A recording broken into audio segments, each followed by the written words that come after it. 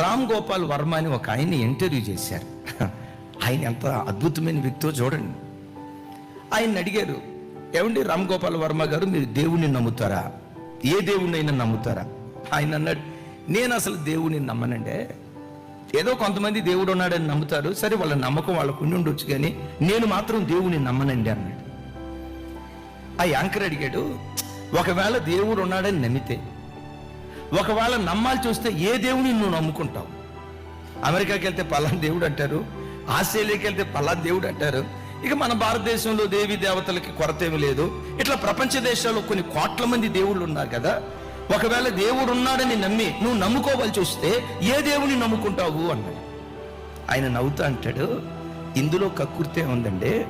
ఒకవేళ దేవుణ్ణి నేను నమ్మాల్సి వస్తే supreme God, most powerful God ఎవరో ఆయన్నే నేను నమ్ముతాను అన్నాడు.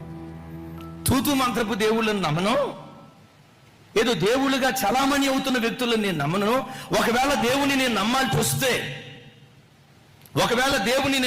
వస్తే మోస్ట్ పవర్ఫుల్ గాడ్ ఎవరో ఆయనే నేను నమ్ముతాను అన్నారు.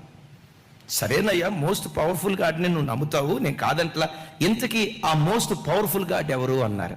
ఆయన నవ్వుతా అంటారు, ప్రభు అయిన యేసు క్రీస్తు. ఈ